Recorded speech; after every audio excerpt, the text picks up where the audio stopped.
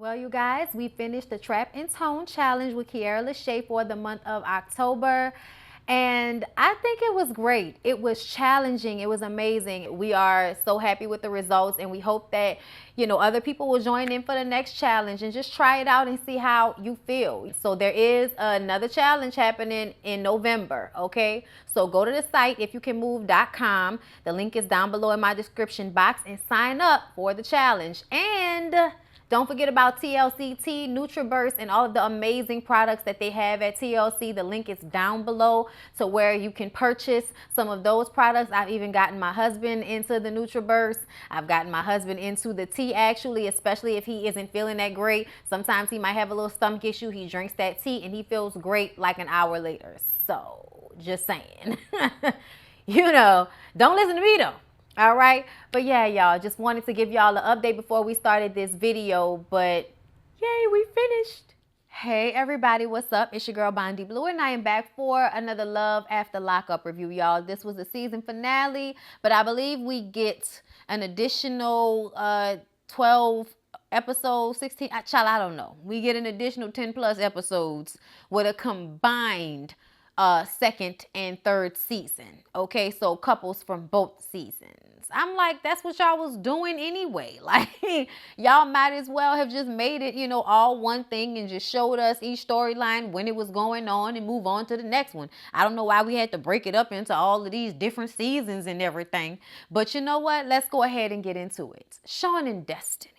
Y'all know that Shawn's weak ass has set his baby mother Kelly down with Destiny, who believes that Kelly and Shawn should not have any conversations with one another over the phone whatsoever, even though they have 6 children together. She says that the children are old enough to speak for themselves. I feel like that's still unrealistic. I feel like that's still ridiculous to think that 2 people are not going to have a conversation about any of the 6 children that they have together, whether they are of age to make phone calls or not. Sometimes things need to be discussed amongst parents without children being involved. Destiny needs to grow the hell up. Destiny needs to tell us where her children are, since I heard she has them.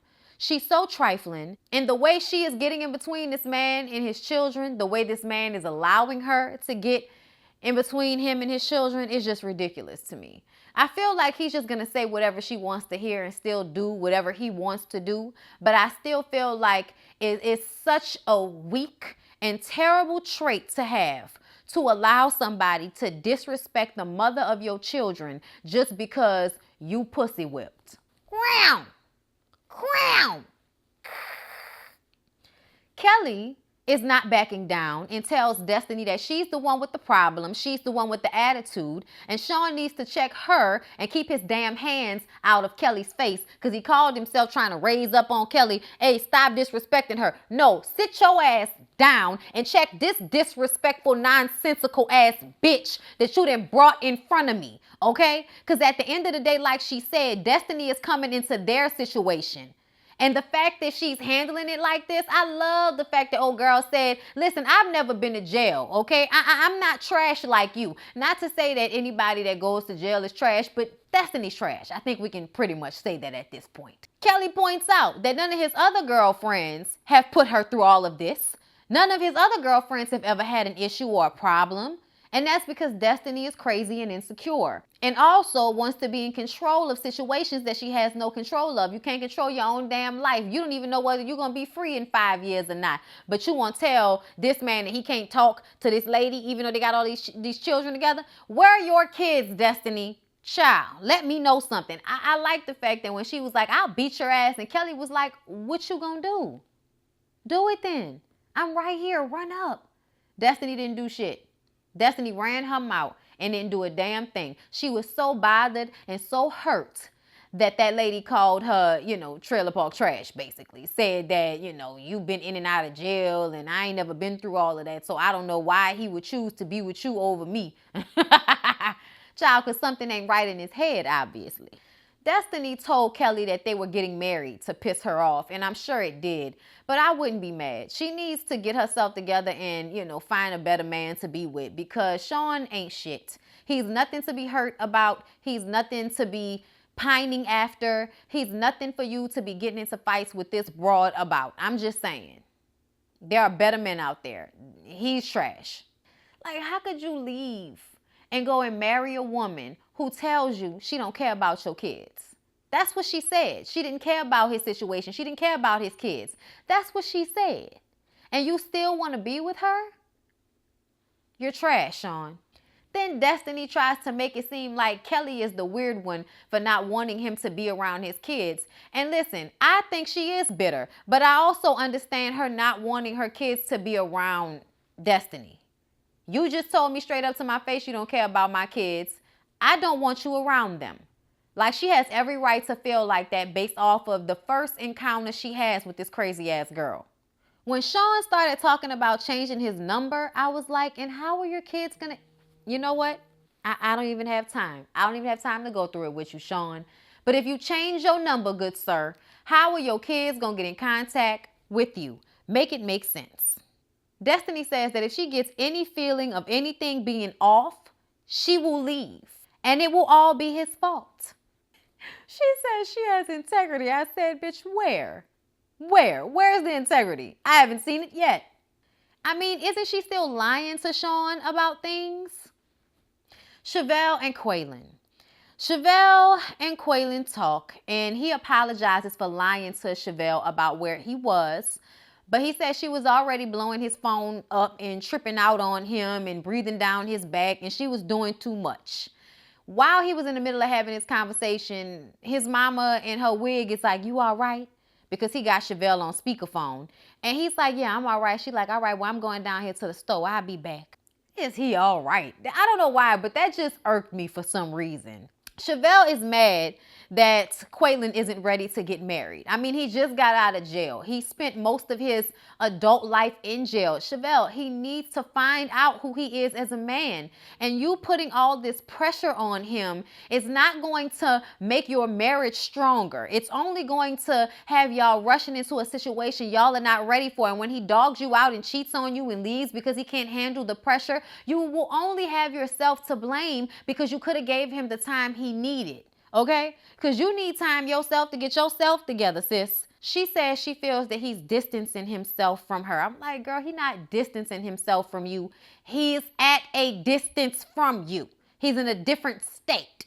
That's it. Y'all still talking every day. You still breathing down his neck, even though y'all not in the same state. Kweilyn says that even though he may not be ready to get married, he's also not ready to lose Chevelle. So while Chevelle is talking to her mom about how Kweilyn has done a whole 360, and I'm sure she meant 180, her mom tells her that he may not be ready for all of that because he just got out of jail. You didn't spend all this money, bought clothes and cars, and he may not even be ready for all of that. Chevelle, once again, you doing too much for the meat, okay? Doing way too much for the meat. Mom is trying to tell you something.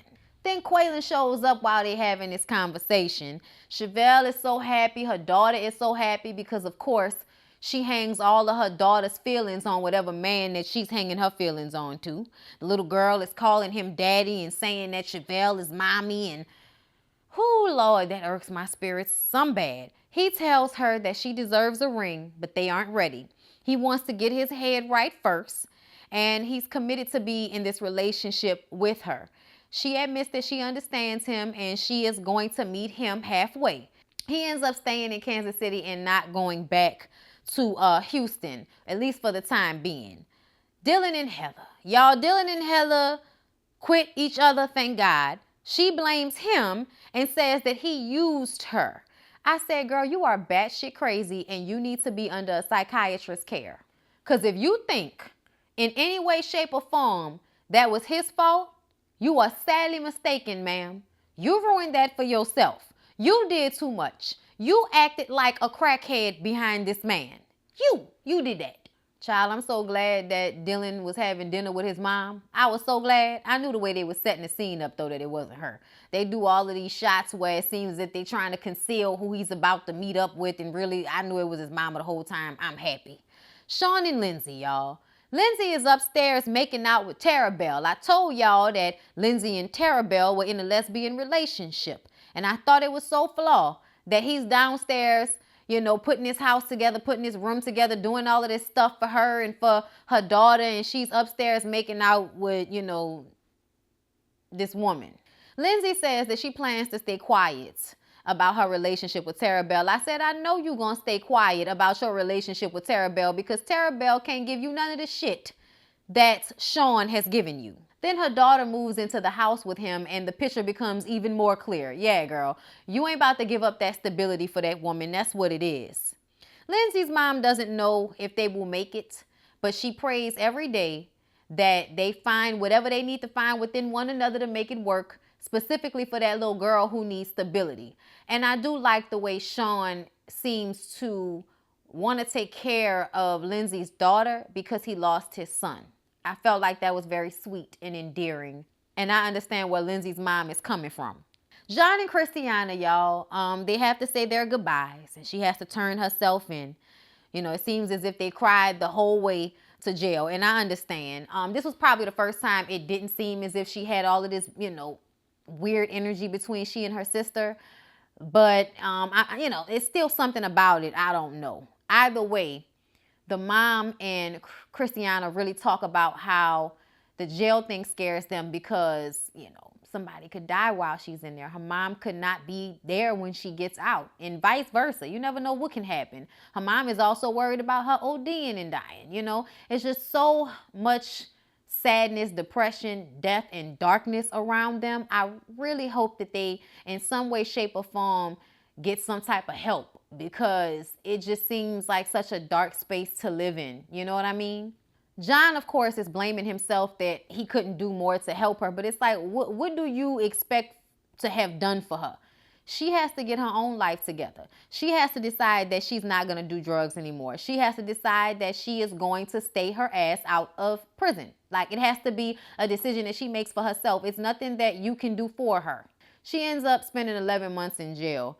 And John is getting ready for her to get out. So Jessica and Maurice, y'all, they are getting married this episode. And her mom talks to her sister on her behalf. And she actually ends up showing up to their wedding. And it was beautiful. Her dress was beautiful. Her sister actually seemed nice and like she wanted to be there for her, which makes me get the clearer picture now that Jessica has done something in the past.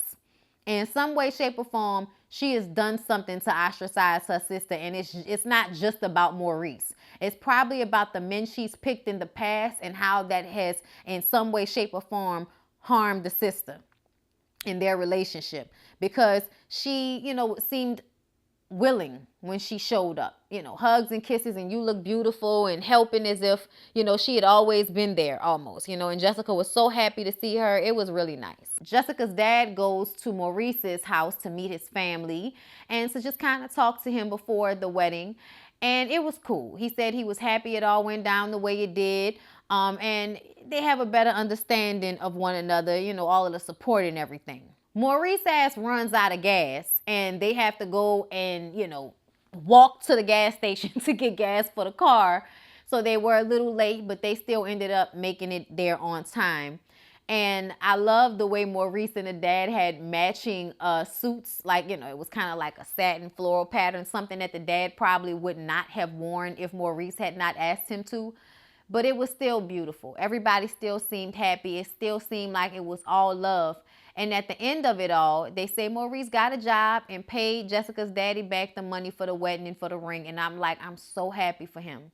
I'm so happy for him because when I look at Maurice, I feel like I'm looking at a kid, somebody who probably was a sweet child and the world just ruined that for him. You know what I'm saying? But that person is still inside of him. And I think he turns into that person when he's around Jessica and when he's around her family because he sees love and stability in their lives. And I feel like he thinks he can be a part of that. And that's so great. But the black in me Okay, listen, the African American in me, okay, it feels uneasy about his openness towards them. But at the same time, it's their relationship and not mine. I still feel like I like the dad and I like how he shows up. You know what I'm saying? And I like how Maurice has not disappointed him, because nobody wants to watch you, you know, be the statistic that they think you are. So it all was good, and I'm happy about that. Y'all, Shawn and Destiny, it looked like she then left him, because they showed a preview to next week's episode or to the next season or whatever, and she left. And she left him after she took a pregnancy test. We don't know whether the pregnancy test was positive or negative. We just know that she took her stuff and left. And they still have a court case pending in which he's still in the bag for that $50,000. Everything that happens to him because of this relationship with this girl, he deserves. That's all I'm gonna say. All right, y'all, that was Love After Lockup. I hope y'all enjoyed. Please don't forget to like, comment, and subscribe to my channel if you have not already. I love y'all, and I'll see y'all in the next one. Mwah!